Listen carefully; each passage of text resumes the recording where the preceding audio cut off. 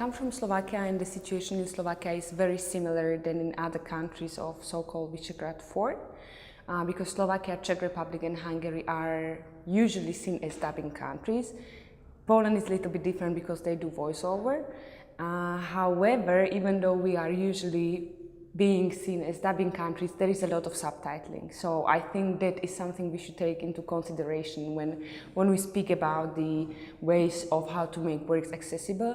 Because dubbing is something that will always probably have major position in TV broadcasting. But all the other modes, if we take DVDs, if we take online broadcasting, or if we take cinema, we can see many tendencies towards subtitling. Even in cinemas, which even when I was younger, I remember we always had dubbing. There is a lot of subtitling for several reasons. And first one of them is the costs we have for creating dubbing, but also the time. Because if you think about big cinema and if you think about huge movies, like before we had to wait like half a year to see them in our countries. Now you see them just few days after the first screening in the country where they were made. So to create dubbing in such short time usually doesn't work. So subtitling is something which I think will be on rise in cinemas, also in dubbing countries. The only problem is that in countries where we are not used to do a lot of subtitling and where we maybe don't have clear standards for quality of subtitles, it can happen that it wouldn't work out ideally. So this is one of the issues I would see for countries from the region where I come from. The situation is not terrible, that's a good thing, but it could be a bit better, definitely.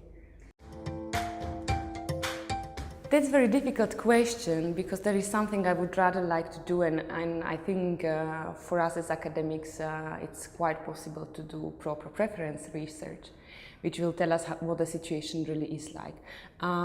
For Slovakia specifically, for the other countries we didn't do much research from our university, but we can see that young people prefer subtitling, and even for the films which we would expect maybe dubbing would be more popular, so it's the films with a sort of mixed anticipated audience. So you would have younger people or older people, maybe children, but of course children like 10, 11 years old.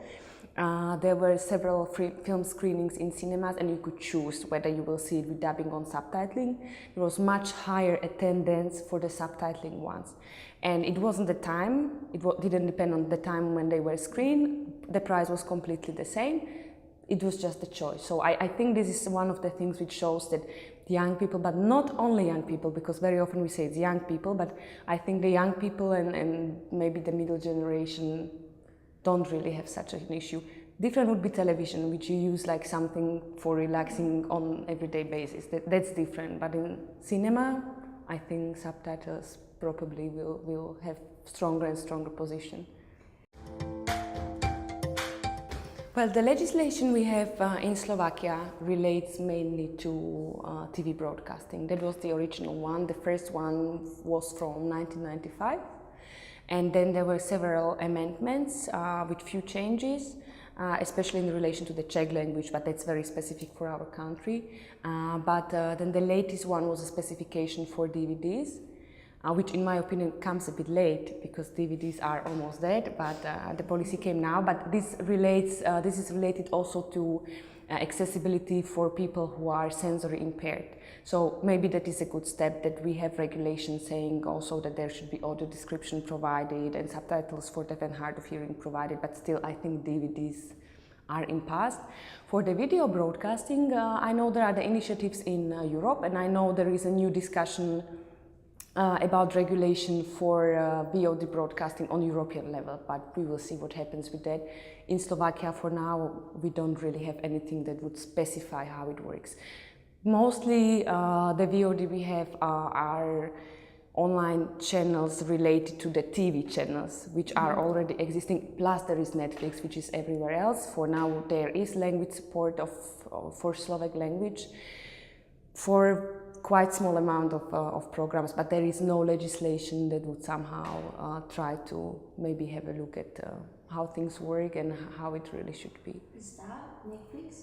Netflix is with subtitles, because the market is very, very small. It's 5.5 million people, so I think compared to India or some other countries, it's just not gonna work.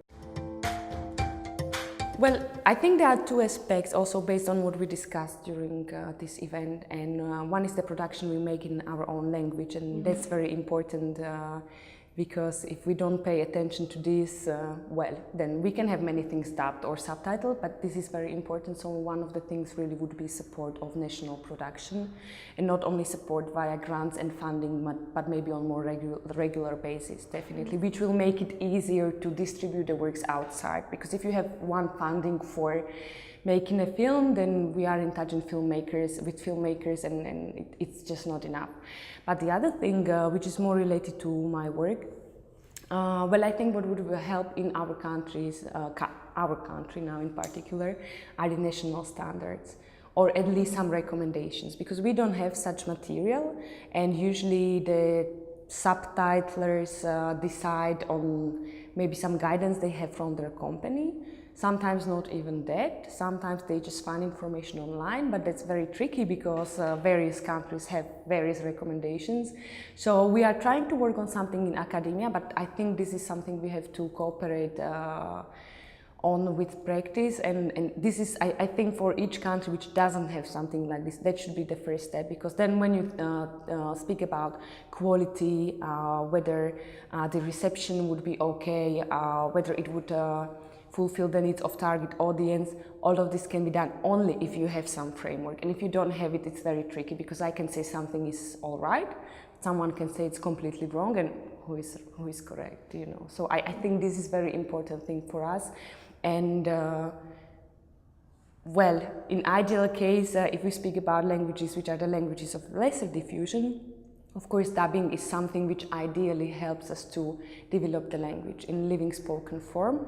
But I think we can't be naive, because the dubbing costs so much compared to subtitling that, well, maybe especially in some of these minor modes, we should think about subtitles, but we should think about how to make them really good, really proper. And for us, also in academia, it's important for us as people who are training future translators. That's what we do at our university, and again, we just can't teach them how to use softwares, because for them it's very easy, or how to translate something, but how to do it well, and still it's just based on some subjective ideas for now. This is very specific, I think, in each country in Europe, because audiovisual translation became suddenly very, very popular, even though in practice it's been there since 30s almost. So it's strange we are talking about audiovisual translation maybe last 3 decades. In some of the countries like UK and the other countries, you even could get an MA training in audiovisual translation. In the other countries, or at least like in the countries of the Visegrad 4, you would probably get a degree and training as a translator, and part of that can be specialization for audiovisual translation. For us, this was a logical step, because it's just different type of translation. But I'm very happy that also because of this event we have the cooperation with the film studies, because this is important not for us in terms of research only, but also in training, because what we teach our students is that basically their task is not to translate words or sentences. That's not the point, because that's usually when they make the most mistakes, but they have to try to translate the meaning. And the meaning in audiovisual communication, it's not only what is said, it's what it is. It is what is shown on the screen, what we can hear on the level of sound, and they have to be able to interpret. And many of our students are able to do it just because they are talented. But it's not all of them, and the others, we have to try to teach them and show them what are maybe the specific notions of film, what are the layers of the film. And again, none of us was trained in film studies, so you know, I can see many possible intersections there for future. And I think it is very important for audiovisual translator. It doesn't matter whether it is a person who will work on dubbing or subtitling, that is not important, but especially like really to have a clear insight into how a film communicates.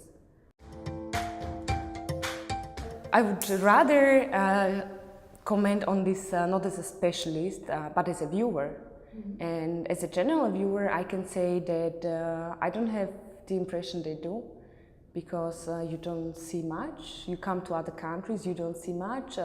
Even in our own country, almost 90% of the production comes from Anglophone context. So probably it doesn't really work that well. And now I'm not speaking only about Slovak cinema, but for example, I would be interested to see things from surrounding countries. I would be interested to see things, for example, from Galician cinema, or even from Ukrainian cinema or Romanian cinema. The country doesn't matter. And maybe you have a chance to do that once a year at some film festival, if you even get the chance to find information that something like that is being organized, and otherwise not. You can find it online, but if you don't speak the language, you can find it with the English subtitles, and it opens another sort of debate, because again, with the English translation, you don't really get the information as you would if it was in your own language. And I think especially in audiovisual translation, there are many programs and initiatives for volunteer work, which I think is ideal case for students as well to get the real practice. They are not paid, but also they are not being exploited, because they get the experience, and this would be a way how the things could work for future. But something is missing somewhere, and it's very hard to define what it is. But as a viewer, I think it doesn't really work ideally. Well, it also depends, because it's difficult to generalize, because something could work for, let's say, festival screenings, but it would never work for TV. And now I don't mean the technical aspect, but you always have to think about the audience. So if you are working on subtitling or subtitles for, let's say, artistic film festival, you know that people tend to like some experiments and technical things, and then they do not like changes. But if you change the form of subtitles in television, everyone is going to hate it. I don't know if there is a better form, because it's always better to verify whether something works. I know that in many countries there were many attempts to find ways how to put more text, or how to, for example, put several combination of languages. There were experiments on working with several layers of the screen, but usually there's a research proved the classical one is the best. We can speak about the extent and the length of the subtitles, we can speak about the time, but it seems that the form we have now works, and the other ones are experimental and really like say something in general wouldn't really be a good thing. And especially with subtitling, even if we would speak about film festivals, if you've ever been to a theater performance provided with subtitles, there were also some experiments, especially if we need multilingual subtitles in film festivals, that you would use a similar device. So you would have extra screens on sides, which would provide subtitles, let's say in Gallego and let's say in the Basque language. But even that is very confusing for the viewers, because they just expect to look at the screen and see the subtitles where they are. So, well, I would be very happy to come up with some invention, but it's not so easy. If it is in Czech language, for us, this is the most misleading thing for a translator, because we understand the language very well, and many translators would just, let's say we are translating into English, they just would translate it, and you completely lose the information. It's different language. Like, for example, now if we were watching a film and there would be, I don't know, but let's say as an example, something in Catalan and something in Gallego, and I would be watching filming with English subtitles. When you watch the film for the first time, you don't notice. If you don't know the language, you don't notice it's different. So usually what we do is that we add like extra information that the dialogue is being said in Czech, so that we show what the difference is. Sometimes you can see it from the context. Sometimes the film tells everything and you don't have to worry about it. But we try to distinguish, because it shows something very, very different culturally, and whether the other language would be Czech, and so on and so on. But if you have Slovak film for the Slovak viewer, and there would be parts in Hungarian, so we are not translating into third language, then definitely these parts would be subtitled, because we don't understand the languages. And always there is a minority of Slovak Hungarians in the south. There is a minority of people who can understand Polish language in the north. but we always subtitle. And for a while there was even a tendency, people normally found it very entertaining, especially my generation, because we grew up with Czech dubbing. But the language policy changed a situation a bit, because, for example, when we had Czech being spoken in adverts, let's say, you would always have Slovak subtitles, which for me, it is very, very funny, because I find it artificial. But then, when we talk to younger generation, maybe who are younger than 18 years, they say, well, we found it useful. Of course, they can understand the language, but the written form is very, very different. Well, in terms of some of the grammar rules, and they say there are some words we just don't understand, or we just don't like the language because we feel it's something different. So this is also something, because I think we as academics sometimes say that, well, it's like this, and everyone understands the language, or no one understands the language. But then if you listen to various groups of audiences, that, well, then they say something different. So this is what we have to take into consideration as well. First of all, it was very fruitful for me to hear the problems you are dealing with, and also to see different perspectives, because sometimes we as translators, we just deal with the translation. What I was thinking about when you were speaking about the specific cases, and what I could see also from maybe the first presentation, I think it was by Enrique we had today, on the various policies on dubbing and subtitling, it reminds me a bit of the situation in Slovakia. So I think, especially in practice, the first thing we have to stop doing in our countries is stereotyping and saying like, no one is going to like subtitles, or young people are not going to like dubbing, because we don't know. I think we can try, and especially if we have some response from them, maybe that's what we should focus on. So not to, again, set some criteria and some recommendation without knowing whether there is an interest or whether there is an audience. But the other thing really are the standards or national levels. In many countries, this is what makes the difference. It's mainly the subtitling countries. Somewhere they are in legislation, somewhere they are just in some book. It doesn't really have to be anything official, it just has to be a material which will be respected.